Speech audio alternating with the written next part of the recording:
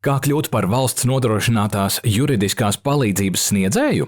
Kļūšana par valsts nodrošinātās juridiskās palīdzības sniedzēju sniedz iespēju iesaistīties sabiedrībai nozīmīgā darbā, nodrošināt taisnīgu pieeju tiesai cilvēkiem, kuri paši to nevar atļauties. Tas vienlaikus stiprina tiesiskumu valstī, kā arī sniedz speciālistam profesionālu gandarījumu un stabilu sadarbību ar valsts iestādēm. Kas sniedz valsts nodrošināto juridisko palīdzību?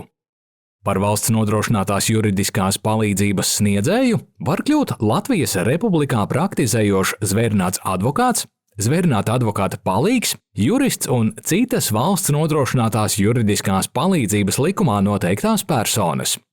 Minētās personas var sniegt juridisko palīdzību pēc juridiskās palīdzības līguma noslēgšanas ar tiesu administrāciju. Lai kļūtu par juridiskās palīdzības sniedzēju, tiesu administrācijā jāiesniedz iesniegums par juridiskās palīdzības līguma slēgšanu, pievienojot tajā norādītās ziņas apliecinošus dokumentus. Tālāk tiesu administrācija izvērtēs un pārbaudīs ziņas par personas reputāciju un kvalifikāciju, kā arī nepieciešamības gadījumā pieprasīs papildu informāciju. Mēneša laikā pēc iesnieguma saņemšanas tiesu administrācija pieņem lēmumu par juridiskās palīdzības līguma slēgšanu vai atteikumu to slēgt. Noslēdzot līgumu par juridiskās palīdzības sniegšanu, jūs kļūstat par valsts nodrošinātās juridiskās palīdzības sistēmas dalībnieku.